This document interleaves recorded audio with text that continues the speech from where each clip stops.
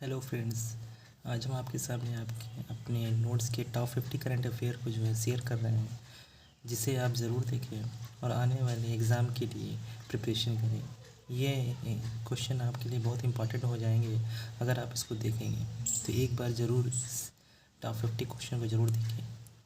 आपसे पूछा जाएगा कि वर्ष 2022 में COP27 की बैठक कहाँ होती है, तो यह मिर्स में होती है। आपसे पूछा जाएगा कि सेला सुरंग कहाँ बनाया गया, तो यह अरुणाचल प्रदेश में बनाया गया। आपसे पूछा जाएगा कि देश के सबसे बड़ा IPO कौन लेके आता है, तो पेटीएम लेके आता है। आपसे पूछा जाएगा कि लोसांग पर्व कहाँ मनाया जाता है, तो यह सिक्किम में मनाया जाता है। आपसे पूछा जाएगा कि विश्व हिंदी दिवस कब मनाया जाता है, तो 10 जनवरी को मनाया जाता है। आपसे पूछा जाएगा कि प्रवासी भारतीय दिवस कब मनाते हैं, तो 9 जनवरी को। आपसे पूछा जाएगा कि प्रधानमंत्री मोदी की जो रैली होती है पंजाब में, तो उसमें जो चूक हो गई सिक्योरिटी में, तो उसके लिए बनाई गई कमेटी की अध्यक्षता किसने की है, तो सुधीर कुमार सक्सेना ने। आपसे पूछा जाएगा कि केसरी हिंद एक तितली की प्रजाति है जो कि अरुणाचल प्रदेश की राज्य की तितली बन गई है। आपसे पूछा जाएगा कि गवर्नमेंट ऑफ इंडिया ने ED व CBI के डायरेक्टर का कार्यकाल कितने वर्ष तक बढ़ा दिया है, तो 5 वर्ष के लिए बढ़ाया है। 2026 तक उनका कार्यकाल रहेगा। आपसे पूछा जाएगा कि बांग्ला महोत्सव का संबंध किस राज्य से है, तो यह मेघालय से है। आपसे पूछा जाएगा कि ICC पुरुष T20 विश्व कप 2021 का खिताब किसने जीता है, तो यह ऑस्ट्रेलिया ने जीता है। आपसे पूछा जाएगा कि पियरे ओलिवियर जो कि IMF के मुख्य अर्थशास्त्री बनते हैं, IMF के मुख्य अर्थशास्त्री कौन बने हैं, तो पियरे ओलिवियर बने हैं। आपसे पूछा जाएगा कि इसरो के नए प्रमुख कौन बने हैं, तो आपका जवाब होगा S सोमनाथ। आपसे पूछा जाएगा कि अटल सुरंग कहाँ बनाया गया है, तो यह हिमाचल प्रदेश में बना है। आपसे पूछा जाएगा कि हार्नबिल महोत्सव कहाँ का है, तो यह नागालैंड का है। आपसे पूछा जाएगा कि रऊफ नृत्य कहाँ पे का है, तो ये जम्मू कश्मीर का है। आपसे पूछा जाएगा Dachigam national park, Kishtwar national park और सलीम अली नेशनल पार्क कहाँ पे स्थित है, तो यह जम्मू कश्मीर में स्थित है। आपसे पूछा जाएगा कि भारत का सबसे बड़ा नेशनल पार्क कौन सा है, तो हिमीस नेशनल पार्क है। आपसे पूछा जाएगा कि भारत का सबसे छोटा नेशनल पार्क, तो वह साउथ बटन अंडमान और निकोबार में है।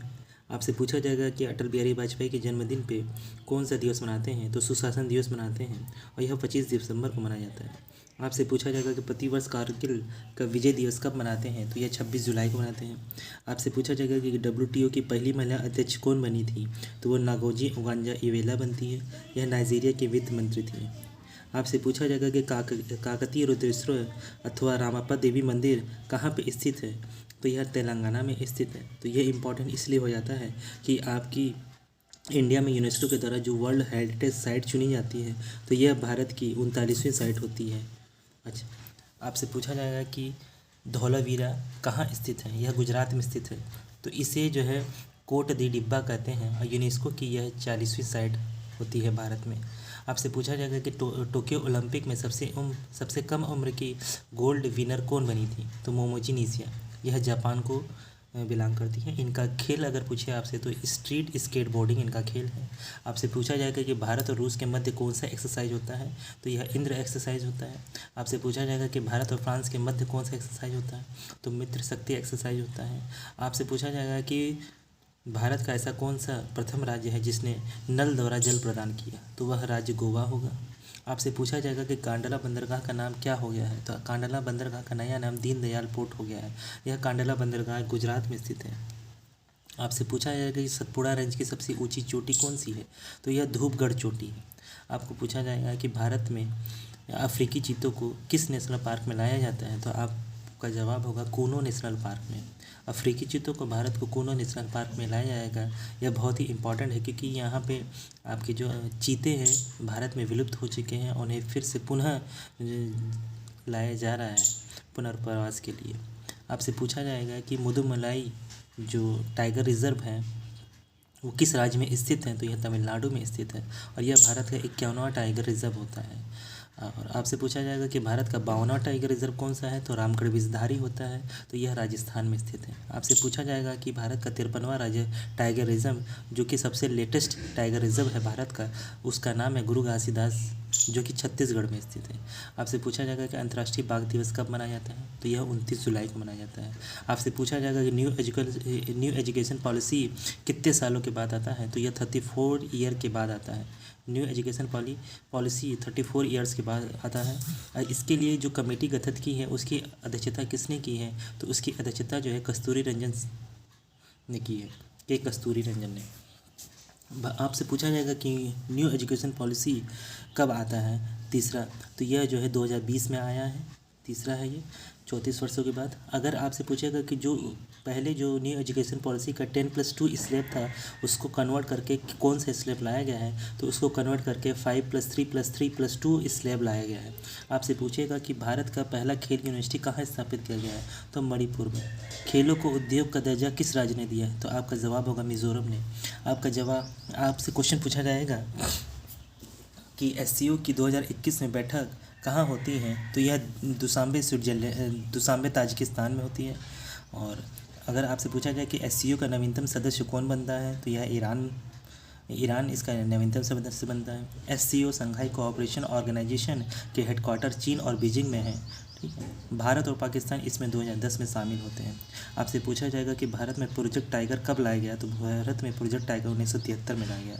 आपसे पूछा जाएगा कि वर्ल्ड वाइड फंड का हेडक्वार्टर कहाँ है, यह ग्लैंड में है।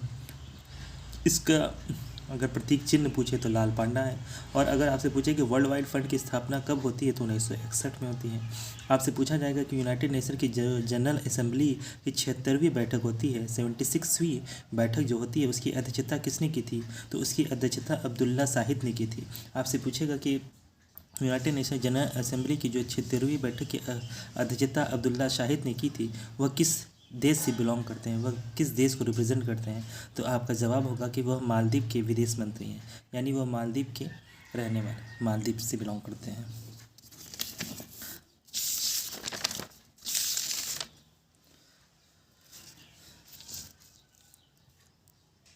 आपसे पूछा जाएगा कि निसार उपग्रह किसका संयुक्त मिशन है, तो आपको जवाब होगा निसार उपग्रह नासा और इसरो का संयुक्त उपग्रह है, जिसमें एस का जो है फुल फॉर्म क्या होता है, एस का फुल फॉर्म है सिंथेटिक अपर्चर राडार।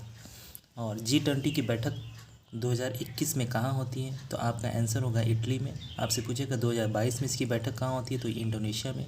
2023 में इसकी बैठक कहाँ होती है, तो 2023 में इसकी बैठक इंडिया में होगी। IMF का 190वां सदस्य कौन बनता है, तो एंडोरा। IMF का 190वां सदस्य कौन बनता है, तो एंडोरा।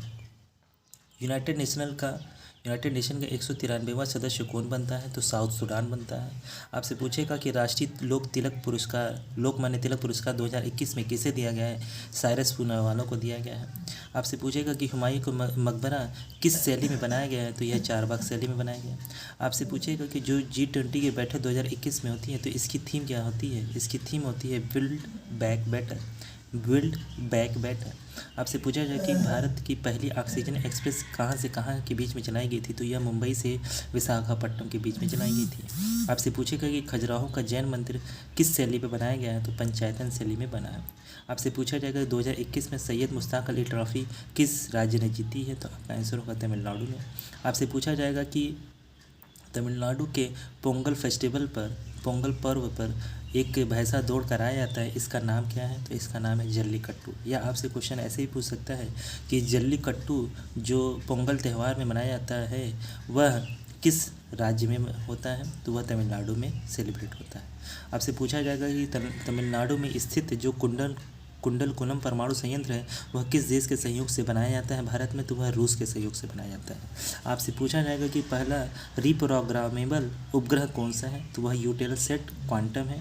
यह यूरोपियन स्पेस एजेंसी द्वारा बनाया जाता है। आपसे पूछा जाएगा कि लकड़ी का बनाया प्रथम उपग्रह कौन सा होगा, तो वीज़ा बुरसेट जिसका नाम होगा, यह भी यूरोपियन स्पेस एजेंसी द्वारा बनाया जाता है।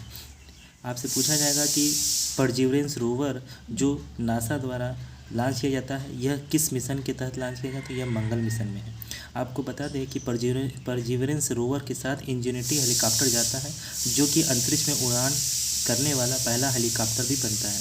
आपको आपको पता होना चाहिए कि चंद्रयान फर्स्ट जो कि भारत के इसरो द्वारा लॉन्च किया गया था 2008 में, यह PSLV polar satellite launch vehicle C11 द्वारा लॉन्च किया जाता है। भारत का Chandrayaan mission 2 GSLV Mark 3 M1 के द्वारा लॉन्च किया जाता है। भारत का मंगलयान मिशन PSLV C25 द्वारा लॉन्च किया जाता है। आपसे इस तरीके से भी क्वेश्चन पूछ सकता है कि मंगलयान मिशन को किस व्हीकल से लॉन्च किया गया था, उस व्हीकल का नाम बताइए।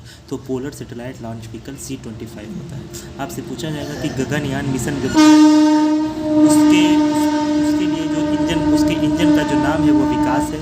भारत का पहला यह मानव युक्त अंतरिक्ष मिशन होगा। आपको पूछा जाएगा कि तमिलनाडु के तट को कोरोमंडल तट कहते हैं। आपसे पूछा जाएगा कि कारपेट एक्सरसाइज किन दो देशों का है, तो आपका जवाब होगा इंडिया और थाईलैंड का।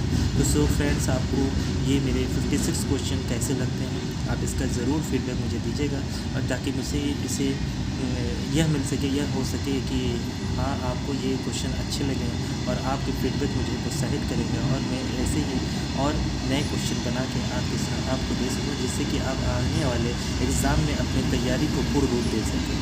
सो धन्यवाद।